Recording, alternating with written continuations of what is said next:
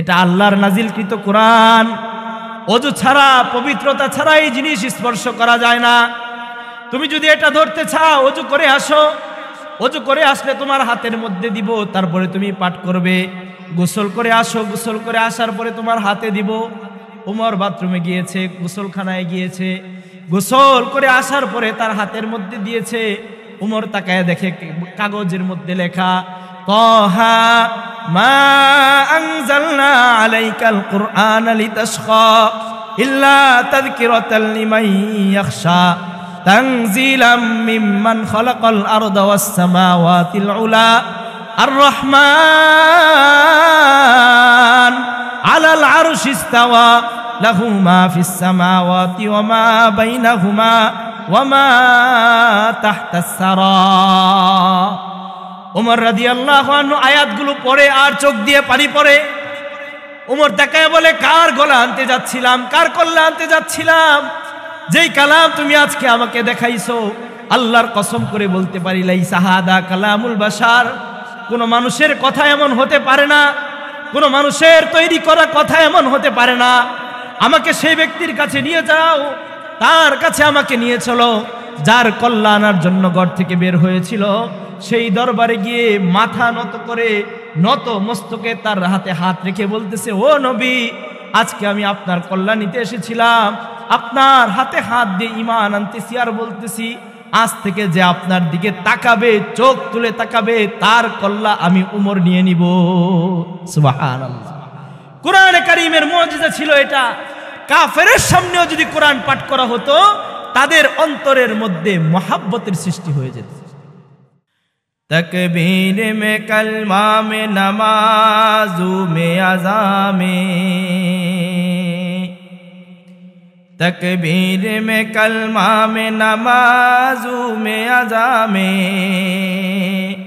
है नाम इलाही से मिला नाम मुहम्मद, है नाम इलाही से मिला नाम मुहम्मद। फरमाते हैं आदम ने मुझे खल्क़े तरी में,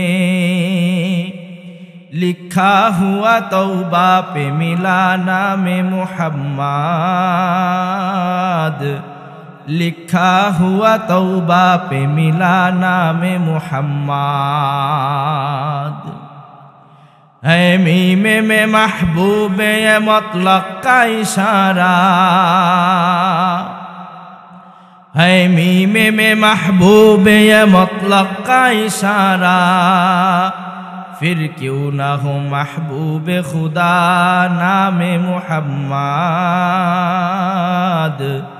फिर क्यों ना हो महबूब खुदा नाम मुहम्मद। আলহামদুলিল্লাহ। আমরা সকলেই বলবো আলহামদুলিল্লাহ। হাদিসের মধ্যে এসেছে, রাসূল সাল্লাল্লাহু আলাইহি সাল্লাম বলেন, এই দুনিয়ার মধ্যে আল্লাহ দুই ধরনের ফেরেশতাদেরকে প্রেরণ করেন।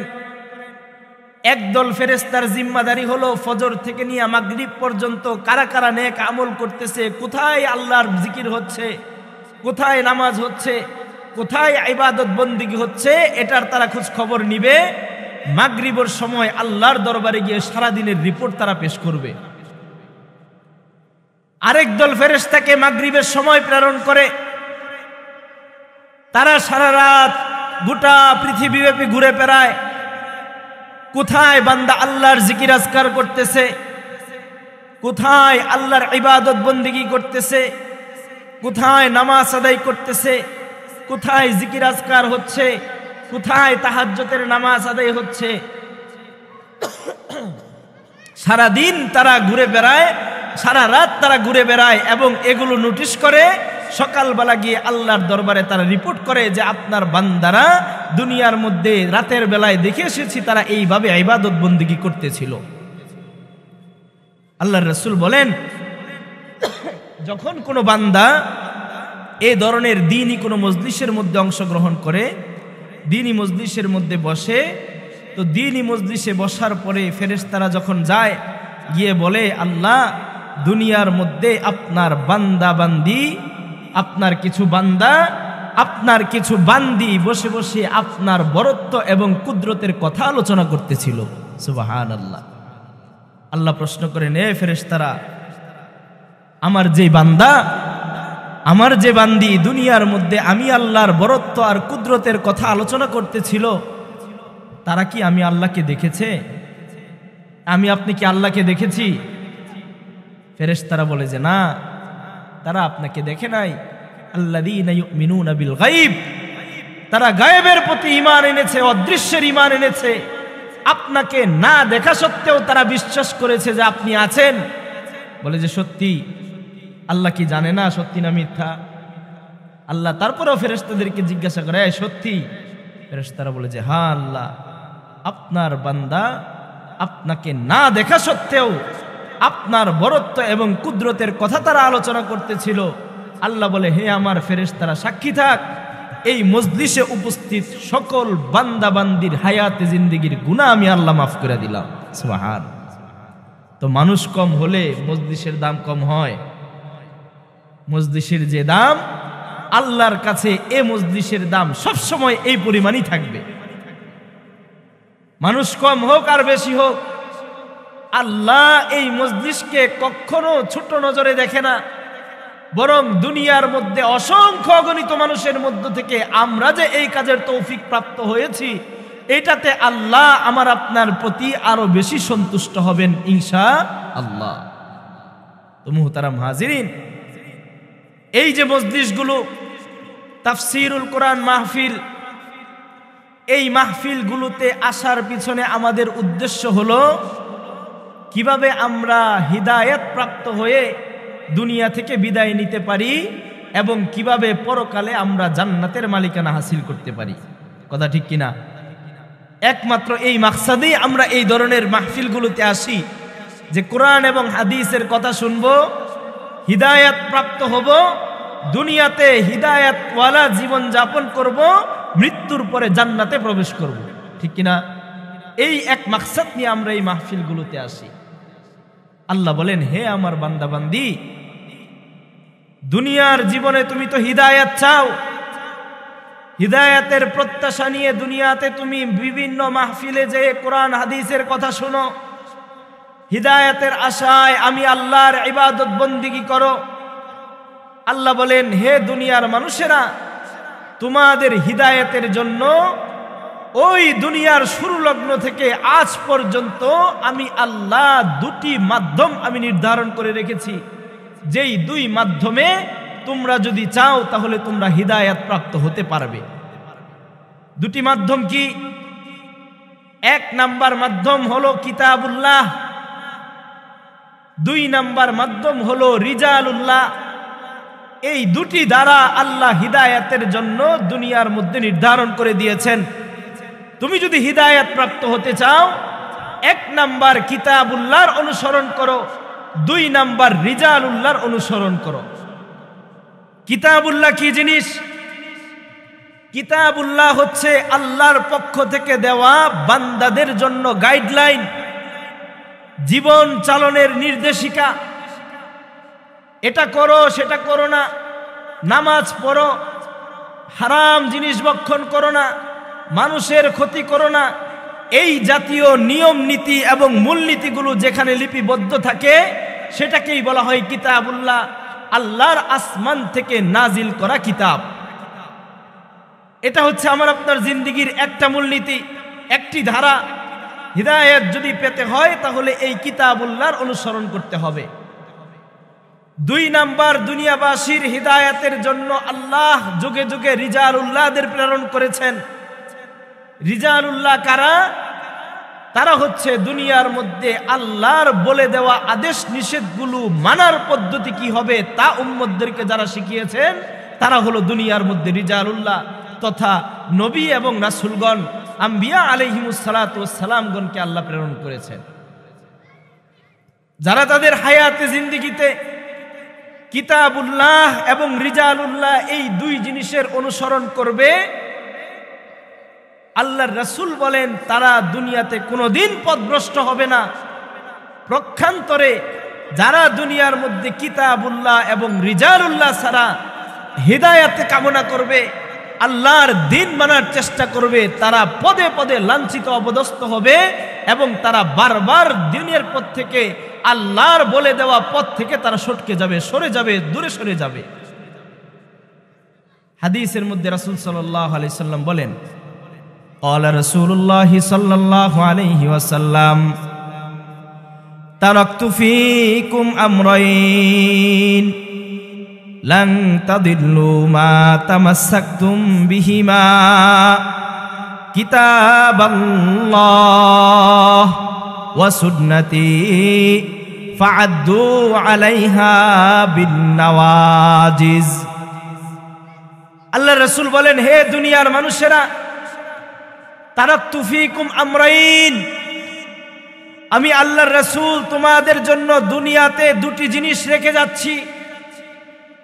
লান তাদিল্লু, কখনো তোমরা পথভ্রষ্ট হবে না। লান তাদিল্লু মা তামাসসাকতুম বিহিমা, যতক্ষণ পর্যন্ত তোমরা এই দুটি জিনিসকে আঁকড়ে রাখবে, এই দুটি জিনিসকে যতদিন পর্যন্ত ধরে রাখবে ততদিন পর্যন্ত তোমরা পথভ্রষ্ট হবে না। সে দুটি কি? আল্লাহর রাসূল বলেন, কিতাব আল্লাহ, এক নাম্বার আল্লাহর কিতাব তোমাদের জন্য রেখে যাচ্ছি। দুই নাম্বার ওয়া সুন্নতি, আমি আল্লাহর রাসূলের সুন্নতগুলো তোমাদের জন্য রেখে যাচ্ছি। হায়াতে জিন্দেগিতে যদি কিতাবুল্লাহ এবং সুন্নতের অনুসরণ করতে পারো, জীবনে যদি কিতাবুল্লাহ এবং আমি রাসূলের সুন্নতগুলোর অনুসরণ করতে পারো, আমি আল্লাহর রাসূল তোমাদের দায়িত্ব নিচ্ছি, গোটা জিন্দেগিতে তোমরা কোনোদিন পথভ্রষ্ট হবে না। এই হলো দুটি জিনিস, কিতাবুল্লাহ এবং সুন্নাত। এই দুইটি জিনিসকে যে ব্যক্তি আঁকড়ে ধরতে পারবে, সে ব্যক্তি দুনিয়ার জীবনে কোনোদিন পথভ্রষ্ট হবে না।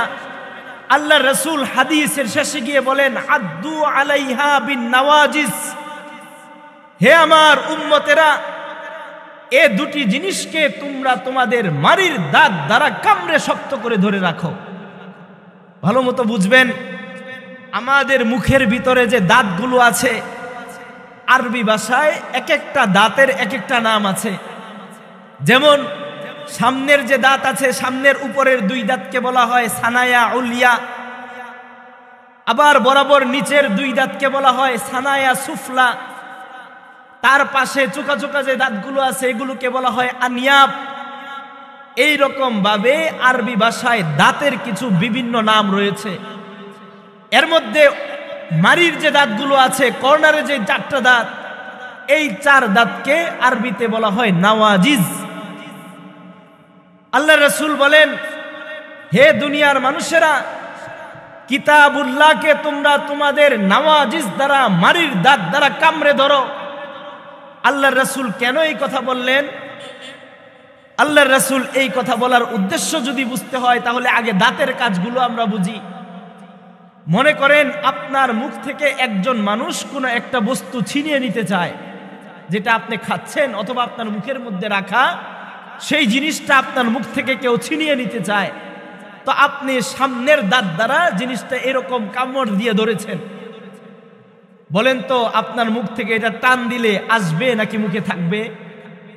মুখ থেকে চলে আসবে। কারণ সানায়া উলিয়া যে দাঁত আছে, সামনের যে দাঁতগুলো আছে, এই দাঁতগুলোর দ্বারা কোনো বস্তুকে শক্তভাবে কামড়ে ধরা যায় না। ধরলে জিনিস চলে আসবে, প্রয়োজনে দাঁত ভেঙে যাবে, তারপরেও জিনিস চলে আসবে। পক্ষান্তরে আমাদের যে মারির দাঁতগুলো আছে, এই যে কর্নারের যে দাঁতগুলো আছে, এই দাঁতগুলোর বৈশিষ্ট্য হলো, এই দাঁত দ্বারা যখন কোনো বস্তুকে চিবিয়ে ধরা হয়, কামড়ে ধরা হয়, তখন মুখ থেকে সেটাকে যতই টানা হোক না কেন, সেটাকে ছুটানো যায় না। আল্লাহর রাসূল বলেন, হে আমার উম্মতেরা, আমার রেখে আসা এই কিতাবুল্লাহকে তোমরা মারির দাঁত দ্বারা কামড়ে ধরবে। কেন আল্লাহর রাসূল এই কথা বললেন? বোঝা যায় দুনিয়ার জীবনে কোরআনকে রক্ষা করতে গিয়ে বিভিন্ন সময় আপনার ঝড়ের কবলে পড়তে হবে। ঝড় আসবে, আপনার কাছ থেকে কোরআনকে ছিনিয়ে নেওয়ার চেষ্টা করবে। সাইক্লোন আসবে, আপনার কাছ থেকে কোরআনকে ছিনিয়ে নেওয়ার চেষ্টা করবে, সেই মুহূর্তে কোরআনকে শক্তভাবে ধরে রাখতে হবে। আল্লাহর রাসূল 1400 বছর পূর্বে আমাদেরকে এই নসিহত করে গিয়েছেন। বর্তমান জমানার বাস্তবতা দেখেন, বলেন তো আমাদের জমানায়, এই যে বর্তমান জমানায়, আমরা কি কোরআনকে দাঁত দ্বারা কামড়ে ধরেছি নাকি ছেড়ে দিয়েছি? আজ থেকে 100 বছর আগের ইতিহাস যদি আমরা দেখি, আমরা তো মুরব্বীদের কাছ থেকে শুনেছি, আপনারা যারা মুরব্বী আছেন আপনারা বলতে পারবেন, আজ থেকে 100 বছর পূর্বে সেই মানুষটার পেশা, চাই সে কৃষক হোক, চাই সে রাজনীতিবিদ হোক, চাই সে চাকরিজীবী হোক, চাই সে ব্যবসায়ী হোক, মহিলা চাই সে ঘরওয়ালি হোক, চাই সে চাকরিজীবী হোক, যে কোনো মানুষই হোক না কেন, মুসলমান মাত্র আজ থেকে 100 বছর পূর্বে আমাদের ঘরের পরিবেশগুলো ছিল, ফজরের পরে মানুষ কিছুক্ষণ কোরআন তেলাওয়াত করত, তারপরে ঘর থেকে বের হতো, ঠিক কিনা? আজ থেকে 50 বছর পূর্বে আমাদের সমাজের মধ্যে এই অভ্যাস ছিল। আমরা তো আমাদের মুরব্বীদেরকে দেখেছি, সকালবেলা কিছু কোরআন শরীফ না পাঠ করে কখনো ঘর থেকে বের হয় নাই। দুনিয়া উল্টে যেতে পারে, সকালে কোরআনে কারীমের তেলাওয়াত কখনো মিস করে নাই। বর্তমান জমানা যদি আমরা দেখি, ওই তুলনায় আমাদের কোরআনে কারীমের তেলাওয়াত বেড়েছে না কমেছে? বরং বর্তমান জমানায় আমাদের কাছ থেকে কোরআনে কারীমের তিলাওয়াতকে নষ্ট করার জন্য বিভিন্ন রকমের চতুর্মুখী গভীর গভীর ষড়যন্ত্রের জাল বর্তমানে আমাদের সমাজের মধ্যে বোনা হচ্ছে। কি কি ষড়যন্ত্র? একটা একটা যদি বলি তাহলে অনেক ষড়যন্ত্রের কথা বলা যাবে। 1 নাম্বার, ফুরকানিয়া মাদ্রাসাকে ধ্বংস করার এক অপচেষ্টা শুরু হয়েছে। কেজি স্কুলের নামে ওই সকালবেলা মর্নিং শিক্ষার মাধ্যমে সন্তানদেরকে ফুরকানিয়া থেকে কেজি স্কুলমুখী করার এক অপচেষ্টা লিপ্ত হয়েছে। শুধুমাত্র তাই না, মাঝে মাঝে তারপরে শুনবেন নাস্তিকরা বক্তব্য দেয়, বাংলাদেশের গ্রামে গঞ্জে ব্যাঙের ছাতার মতো মাদ্রাসা গজিয়ে উঠতেছে, কারণ তাদের একমাত্র চেষ্টা হলো পৃথিবী থেকে কোরআনে কারীমের তিলাওয়াতকে কিভাবে মুছে দেওয়া যায়, মানুষের অন্তর থেকে কিভাবে কোরআনকে দূরে ফেলে দেওয়া যায়, এটাই হচ্ছে তাদের জিন্দেগির একমাত্র চেষ্টা। কোরআনে কারীম আমাদের থেকে দূরে সরে গিয়েছে, যার কারণে গোটা পৃথিবীব্যাপী আজকে আমরা মুসলমানরা লাঞ্ছিত, অপমানিত, অপদস্থ এবং জুলুম মাজলুম অবস্থায় জীবন যাপন করছি। কোরআনে কারীমের মধ্যে আল্লাহ বলে দিয়েছেন সুস্পষ্টভাবে, আল্লাহ বলেন, যহারাল ফাসাদু ফিল বাররি ওয়াল বাহরি বিমা কাসাবাত আইদিন নাস লিয়ুযীকাহুম বা'দাল্লাযী আমিলু লাআল্লাহুম ইয়ারজিউন। ও দুনিয়ার মানুষেরা, আমি আল্লাহর মূলনীতি তোমরা শুনে রাখো। দুনিয়ার মধ্যে যত বিপদ আপদ মুসিবত আসে, দুনিয়ার মধ্যে যে করোনা ভাইরাসের মতো নামি দামি মহামারীগুলো আসে, দুনিয়ার মধ্যে যে মুসলমানদের নিধন করা হয়, দুনিয়ার মধ্যে যে মুসলমানদের ইজ্জত আবরু নিয়ে ছিনিমিনি খেলা হয়, এর একমাত্র কারণ হলো যহারাল ফাসাদু ফিল বাররি ওয়াল বাহর, জলে এবং স্থলের মধ্যে যত ধরনের অঘটন ঘটে, বিমা কাসাবাত আইদিন নাস, হে দুনিয়ার মানুষেরা, তোমাদের হাতের কামাই হলো সেই অঘটনগুলো। লিয়ুযীকাহুম বা'দাল্লাযী আমিলু, আমি আল্লাহ তোমাদের উপর সেই আযাবগুলো প্রেরণ করি, সেই কষ্টগুলো আমি আল্লাহ তোমাদের উপর প্রেরণ করি, সেই লাঞ্ছনাগুলো আমি আল্লাহ তোমাদের উপর প্রেরণ করি, জালেমদেরকে আমি আল্লাহ তোমাদের উপর উঠিয়ে দেই, যেন তোমরা বুঝতে পারো তোমরা গুনাহের সমুদ্রের মধ্যে ডুব দিয়েছ।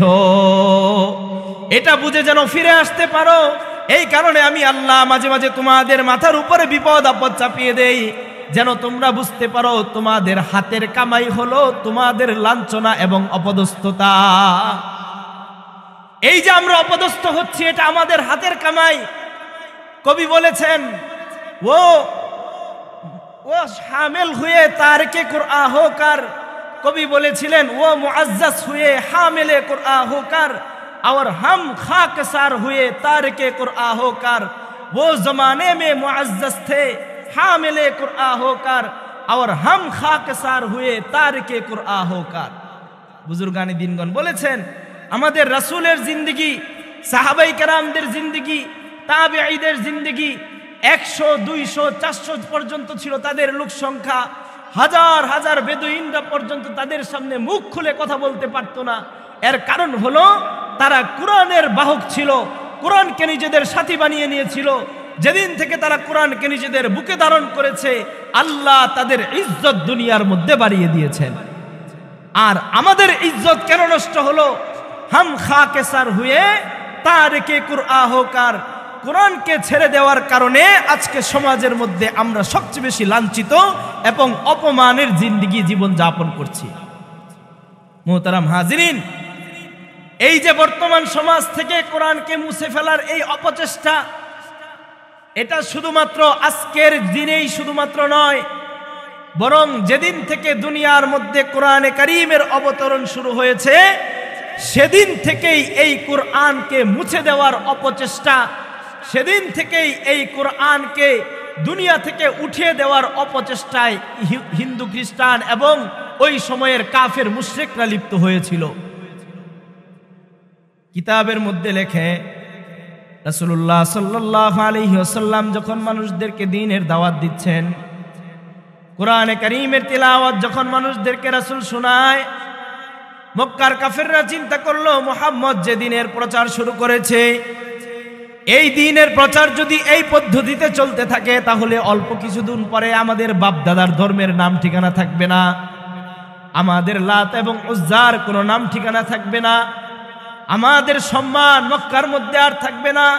তো মুহাম্মদের এই দ্বীনের প্রচারকে বন্ধ করতে হবে। কিভাবে বন্ধ করা যায়? মক্কার তাদের ওই সময়ের যে সংসদ ছিল দারুন নাদওয়া, ওই সময়ের কাফেরদের যে সংসদ ভবন, সেখানে তারা পরামর্শে বসেছে মুহাম্মদের এই আওয়াজকে বন্ধ করতে হবে। কিভাবে বন্ধ করা যায়? তো সকল মুরব্বীদের পরামর্শের পরে তাদের সকলের মুরব্বী উতবা ইবনে রাবিআকে নির্ধারণ করা হলো। সকল মুশরিকরা মিলে বলল, আমাদের সমাজের মধ্যে তুমি হচ্ছ সবচেয়ে বয়স্ক মানুষ, তোমাকে আমরা সকলে আমাদের লিডার মানি, নেতা মানি, তোমার পাণ্ডিত্য সবচেয়ে বেশি, তোমার বাকপটুতা সবচেয়ে বেশি, শিক্ষা দীক্ষায় তুমি আমাদের থেকে ভালো, সমাজের তুমি একজন সম্ভ্রান্ত ব্যক্তি, তুমি যাও মুহাম্মদের কাছে যাও, গিয়ে তাকে দুনিয়ার লোভ লালসা দেখায়া বুঝাও, সে দেখো কোনোভাবে কি এই কোরআন থেকে ফিরে আসে কিনা। উতবা ইবনে রাবিআ আল্লাহর রাসূলের বাড়িতে উপস্থিত, গিয়া ডাক দেয়, মুহাম্মদ, ও আমার ভাতিজা, বাড়িতে কি আছো?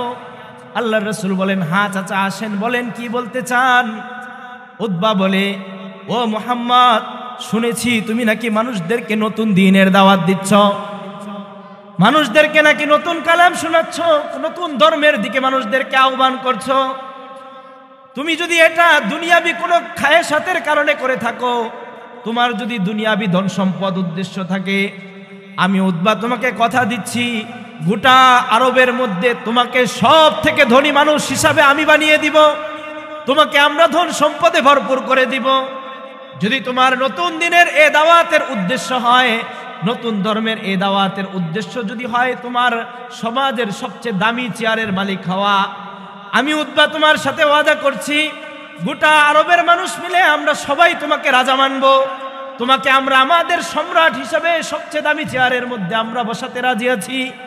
ও মুহাম্মদ, তোমার যদি এগুলোর দ্বারা উদ্দেশ্য হয় আরবের সবচেয়ে সুন্দর মেয়েটাকে বিবাহ করা, আমি উতবা তোমাকে কথা দিচ্ছি, গোটা আরবের মধ্যে থেকে যত সুন্দর রমণীগুলো আছে, সকল সুন্দর রমণীগুলোর মধ্য থেকে সেরা রমণীকে তোমার বিবাহ বন্ধনে নিয়ে আসব।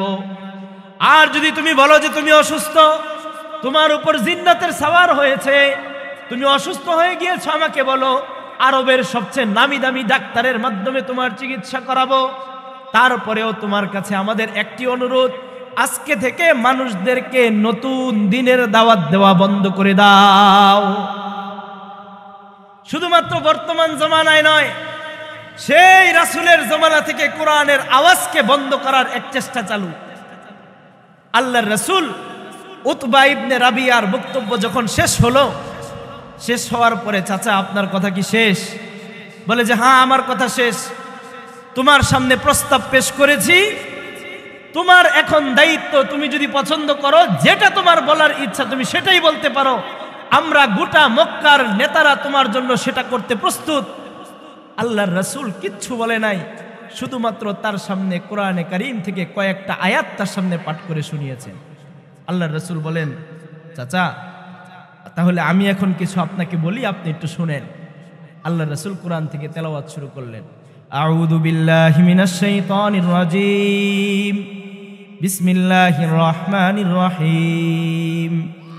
ইয়া আইয়ুহাল্লাযীনা আমানুত্তাকুল্লাহা হাক্কা তুকাতিহি ওয়া লা তামুতুন্না ইল্লা ওয়া আনতুম মুসলিমুন ওয়া'তাসিমু বিহাবলিল্লাহি জামিআন ওয়া লা তাফাররাকু واذكروا نعمة الله عليكم إذ كنتم أعداء فألف بين قلوبكم فأصبحتم بنعمته إخوانا وكنتم على شفا حفرة من النار فأنقذكم منها كذلك يبين الله لكم آياته لعلكم تهتدون। আল্লাহর রাসূল কোরআনে কারীমের এই জায়গা থেকে ৩-৪ আয়াত পর্যন্ত ধারাবাহিকভাবে পাঠ করেছেন।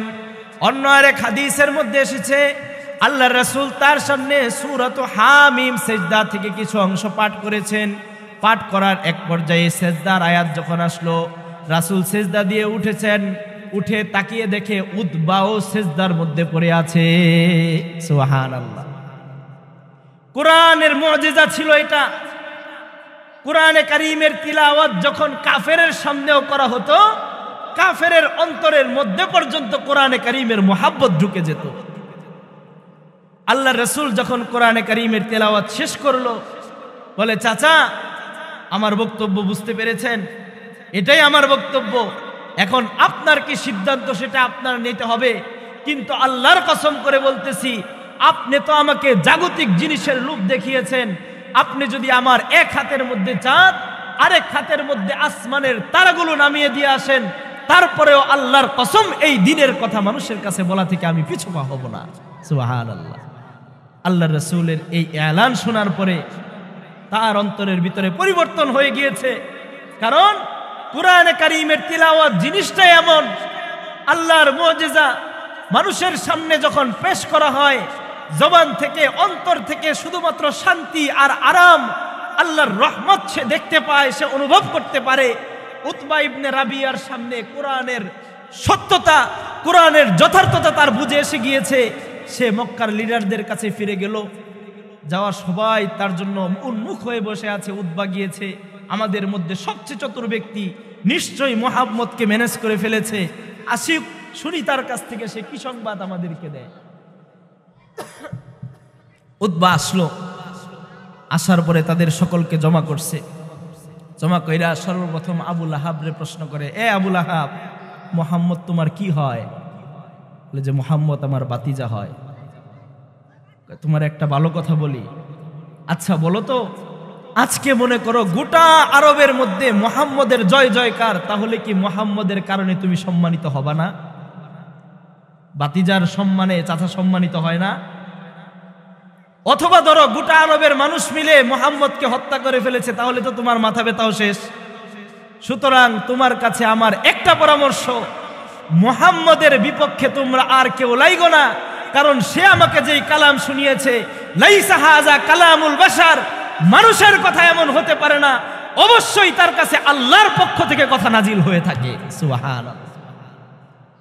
যখন আল্লাহর রাসূলের ব্যাপারে উতবা এই বক্তব্য দিল, মক্কার কাফেররা দেখলো তাদের সবচেয়ে চতুর ব্যক্তি মুহাম্মদের কাছে ধরাশয়ী। এখন বলতে শুরু করলো, ওই যে মুহাম্মদের জাদুর কবলে উতবাও পাগল হয়ে গিয়েছে, তাদের বক্তব্যের রং পাল্টে গিয়েছে। কোরআনের আওয়াজকে বন্ধ করার জন্য কাফেররা উঠে পড়ে লেগে থাকতো, অথচ আবার তারাই রাতের বেলা লুকিয়ে লুকিয়ে আল্লাহর রাসূলের কোরআনে কারীমের তেলাওয়াত শুনতো। আবু জাহেলের ঘটনা আছে, রাসূল যখন রাতের বেলা কোরআনে কারীমের তেলাওয়াত করত, আল্লাহর রাসূলের দরজার পাশে দাঁড়িয়ে এই রকম কান পেতে রাসূলের কোরআনে কারীমের তেলাওয়াত শুনতো। একদিন ধরা খেয়ে গেছে। কি ব্যাপার? যেই ব্যক্তির কোরআনের তেলাওয়াত সবচেয়ে বেশি তোমার গায়ে কাটা দেয়, ওই ব্যক্তির কোরআনে কারীমের তেলাওয়াত তুমি লুকিয়ে লুকিয়ে শোনো, ব্যাপার কি? আবু জাহেল উত্তর দেয়, আব্দে মানাফের বংশ, আল্লাহর রাসূলের যে বংশ ছিল, আব্দে মানাফের বংশ, আজ পর্যন্ত আমার বংশের মধ্যে আমার বংশের সাথে কোনো কিছুতে টক্কর দিয়ে উপরে যেতে পারে নাই, কিন্তু মুহাম্মদ এমন এক কালাম নিয়ে এসেছে, আমরা গোটা বংশের মানুষ মিলে এমন এক লাইন কালাম তৈরি করতে সক্ষম নই। এ কারণে মৃত্যু পর্যন্ত মুহাম্মদের এই কালামকে আমরা স্বীকৃতি দিব না। কেন? আমাদের মর্যাদা সমাজের মধ্যে ডাউন হয়ে যাবে, নিজের মর্যাদাকে ডাউন করব না, প্রয়োজনে মুহাম্মদের এই কালামকে অস্বীকার করতে করতে মৃত্যুবরণ করব। নাউজুবিল্লাহি মিন যালিক। কোরআনের তেলাওয়াত শুনতো লুকিয়ে, কিন্তু সেই তেলাওয়াতকে কোনোদিন নিজের বুকের মধ্যে ধারণ করতে পারে নাই। হযরত উমর রাদিয়াল্লাহু আনহুর জিন্দেগি দেখেন। মক্কার ওই অফিসের মধ্যে সিদ্ধান্ত হলো মুহাম্মদকে তো কোনোভাবেই আটকানো যাচ্ছে না, এখন কি করার? তো উমর ওই মজলিসের মধ্যে শয়তান উপস্থিত ছিল, আবু জাহেলের মুখ দিয়া শয়তান বলাইলো, শেষমেশ চেষ্টা, মুহাম্মদকে আমরা হত্যা করে ফেলবো। কে হত্যা করবে? উমর দাঁড়িয়েছে, আমি মুহাম্মদের মাথা তার শরীর থেকে, দেহ থেকে আলাদা করে নিয়ে আসব। রওনা দিয়েছে। পথিমধ্যে আল্লাহর রাসূলের আরেক সাহাবী হযরত নাঈম রাদিয়াল্লাহু আনহুর সাথে সাক্ষাৎ। নাঈম জিজ্ঞাসা করে, ভাই উমর যাচ্ছ কোথায়?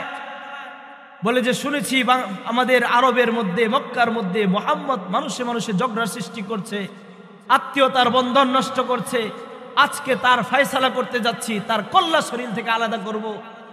আল্লাহ রাসূলের সাহাবী চিন্তা করলেন, রাসূলের দরবারে যদি যায় কোন কাণ্ড জানি ঘটিয়ে বসে, তার পথকে ফিরাতে হবে, রাসূলকে সংবাদ দিতে হবে। তো পথ ফিরানোর জন্য বলল, হইছে মুহাম্মদের ফয়সালা পরে করবা, আগে নিজের ঘরের ফয়সালা করো। তোমার বোনই তো মুহাম্মদের ধর্ম মানে, তোমার বোন আর ভগ্নিপতি মুহাম্মদের ধর্ম মেনে নিয়েছে, আগে নিজের ঘর বাঁচাও, তারপরে মুহাম্মদের কল্যাণ বা। উমর রাদিয়াল্লাহু আনহু রাগে অগ্নিশর্মা হয়ে বোনের বাড়িতে উপস্থিত, দরজার সামনে গেল। যাওয়ার পরে ভিতর থেকে শুনে গুনগুনিয়ে কিসের যেন আওয়াজ আসতেছে, কান পাতার পরে শুনে ভগ্নিপতি বোনকে বসে বসে পড়াচ্ছে সূরাতুত তাহা। উমর রাদিয়াল্লাহু আনহু কিছুক্ষণ চুপ করে শুনেছে। শোনার পরে তার ভিতরে আল্লাহ পরিবর্তন ঘটিয়ে দিয়েছে কোরআনে কারীমের তিলাওয়াত। কাফের শুনলেও তার ভিতরে পরিবর্তন হয়। ঘরের ভিতরে ঢুকে বোনকে বলে, যেগুলো পড়তেছিল আমার হাতে দাও, আমি দেখবো তুমি কি পড়ছো। বোন বলে, না, এটা তোমার হাতে দেওয়া যাবে না। লা ইয়ামাসসুহু ইল্লাল মুতাহহারুন তানজিলুম মির রাব্বিল আলামিন। যেই কোরআনে কারীম আমি পাঠ করছি, এটা আল্লাহর নাজিলকৃত কোরআন। ওযু ছাড়া, পবিত্রতা ছাড়া এই জিনিস স্পর্শ করা যায় না। তুমি যদি এটা ধরতে চাও, ওযু করে আসো, ওযু করে আসলে তোমার হাতের মধ্যে দিব, তারপরে তুমি পাঠ করবে। গোসল করে আসো, গোসল করে আসার পরে তোমার হাতে দিব। উমর বাথরুমে গিয়েছে, গোসলখানায় গিয়েছে, গোসল করে আসার পরে তার হাতের মধ্যে দিয়েছে। উমর তাকায় দেখে কাগজের মধ্যে লেখা, তাহা মা আনজালনা আলাইকাল কুরআনা লিতাশকা ইল্লা তাযকিরাতাল লিমান ইয়াখশা তানজিলাম মিম্মান খালাকাল আরদা ওয়াস সামাওয়াতিল উলা আর রহমান আলাল আরশি ইস্তাওয়া লাহু মা ফিস সামাওয়াতি ওয়া মা বাইনাহুমা ওয়া মা তাহতাস সারা। ওমর রাদিয়াল্লাহু আনহু আয়াতগুলো পড়ে আর চোখ দিয়ে পানি পড়ে। ওমর তাকায় বলে, কার গলা আনতে যাচ্ছিলাম, কার কল্লা আনতে যাচ্ছিলাম। যেই কালাম তুমি আজকে আমাকে দেখাইছো, আল্লাহর কসম করে বলতে পারি, লাইসা হাদা কালামুল বাশার, কোন মানুষের কথা এমন হতে পারে না, কোন মানুষের তৈরি করা কথা এমন হতে পারে না। আমাকে সেই ব্যক্তির কাছে নিয়ে যাও, তার কাছে আমাকে নিয়ে চলো, যার কল্লা আনার জন্য ঘর থেকে বের হয়েছিল। সেই দরবারে গিয়ে মাথা নত করে, নত মস্তকে তার হাতে হাত রেখে বলতেছে, ও নবী, আজকে আমি আপনার কল্যাণ নিতে এসেছিলাম, আপনার হাতে হাত দিয়ে ঈমান আনতেছি আর বলতেছি, আজ থেকে যে আপনার দিকে তাকাবে, চোখ তুলে তাকাবে, তার কল্লা আমি উমর নিয়ে নিব। সুবহানাল্লাহ। কোরআনে কারীমের মুজিজা ছিল এটা। কাফেরের সামনেও যদি কোরআন পাঠ করা হতো, তাদের অন্তরের মধ্যে মহাব্বতের সৃষ্টি হয়ে যেত। আর মুসলমানের জন্য সামনে যদি কোরআন পাঠ করা হতো, তাহলে কি অবস্থা? কোরআনে কারীমের মধ্যে আল্লাহ বলেন, ইন্নামাল মুমিনুনা আল্লাযীনা ইযা যুকিরাল্লাহ ওয়াজিলাত কুলুবুহুম وَإِذَا تُلِيَتْ عَلَيْهِمْ آيَاتُهُ زَادَتْهُمْ إِيمَانًا وَعَلَى رَبِّهِمْ يَتَوَكَّلُونَ إِنَّمَا الْمُؤْمِنُونَ নিশ্চয় তারা মুমিন আল্লাযীনা ইযা যুকিরাল্লাহ যাদের সামনে আল্লাহর নামকে যখন উল্লেখ করা হয়, যাদের সামনে যখন আল্লাহ শব্দের উচ্চারণ করা হয়, যাদের সামনে আল্লাহর নাম নেওয়া হলে ওয়াজিলাত কুলুবুহুম তাদের অন্তরগুলো কেঁপে ওঠে। গুনাহের কাজ করতেছে তো সামনে আল্লাহ শব্দ উচ্চারণ যখন হলো অন্তরটা কেঁপে উঠেছে। দুনিয়াবি কাজে লিপ্ত, মসজিদ থেকে মুয়াজ্জিন যখন আল্লাহু আকবার বলে ডাক দিল অন্তর কেঁপে উঠেছে। আল্লাহ বলে তারা হলো মুমিন। মুমিনের এক নাম্বার পরিচয় ইযা যুকিরাল্লাহু ওয়াজিলাত কুলুবুহুম যখন তাদের সামনে আল্লাহর নাম উচ্চারণ করা হয় তাদের অন্তর ভয়ে কেঁপে ওঠে। ওয়াইদা তুলিয়াত আলাইহিম আয়াতু আর যখন তাদের সামনে কোরআনে কারীমের আয়াত পাঠ করা হয়, যখন মুমিনদের সামনে কোরআনে কারীমের আয়াত তিলাওয়াত করা হয় যাদাতহুম ঈমানা তাদের ঈমান আল্লাহ প্রতিনিয়ত বৃদ্ধি করতে থাকেন। সুবহানাল্লাহ। কোরআনে কারীমের তিলাওয়াত এমন জিনিস, এটা মানুষের সামনে হলে অর্থ বুঝুক চাই না বুঝুক, কোরআনে কারীমের তিলাওয়াত শোনার সাথে সাথে তার ভিতরে ঈমানি অবস্থার পরিবর্তন ঘটতে থাকে। এই কারণেই দুনিয়ার মধ্যে আল্লাহ যখন নবীকে প্রেরণ করলেন, আল্লাহ রাসূলকে যখন নবুয়ত দিলেন, নবুয়ত দেওয়ার পরে বলে মুহাম্মদ দুনিয়াতে যে তোমাকে প্রেরণ করতেছি, প্রেরণ করার পিছনে তোমাকে আমি 4টি কাজ দিয়ে 4টি প্রেসক্রিপশন দিয়ে দুনিয়াতে প্রেরণ করলাম। দুনিয়াতে যাওয়ার পরে তোমার কাজ হলো 4টি। কি কি কাজ? কোরআনে কারীমের মধ্যে আল্লাহ বলেন লাকাদ মান্নাল্লাহু আলাল মুমিনিন ইয বা'আসা ফীহিম রাসূলাম মিন আনফুসিহিম ইয়াতলু আলাইহিম আয়াতিহি ওয়া ইউযাক্কিহিম ওয়া ইউআল্লিমুহুমুল কিতাবা ওয়াল হিকমা ওয়া ইন কানু মিন ক্বাবলু লাফি দালালিম মুবিন। আল্লাহ বলেন দুনিয়ার মধ্যে আমি যখন কোন নবী অথবা রাসূলকে প্রেরণ করি, দুনিয়ার মধ্যে যখন কোন নবীকে প্রেরণ করি তো দুনিয়ার মধ্যে আমি আল্লাহ তাকে 4 ধরনের কাজ দিয়ে প্রেরণ করি। 1 নাম্বার কাজ হলো, নবীর 1 নাম্বার জিম্মাদারি হলো আলাইহিম আয়াতি মানুষদেরকে কোরআনে কারীম তেলাওয়াত করে শোনাবে। মানুষদেরকে কোরআনে কারীমের তেলাওয়াত শোনানো হচ্ছে নবীর প্রথম জিম্মাদারি। কোরআনে কারীমের অন্য আরেক আয়াতের মধ্যে আল্লাহ বলেন উতলু মা উহিয়া ইলাইকা মিনাল কিতাব, হে নবী আপনার প্রতি যে কিতাব অবতীর্ণ করা হয়েছে, আপনার উপর যে কিতাব নাজিল করা হয়েছে এই কিতাব আপনি মানুষদেরকে পাঠ করে করে শোনান। নবীকে আল্লাহ 1 নাম্বার কাজ দিয়েছেন কোরআনে কারীমের তিলাওয়াত শিখানো।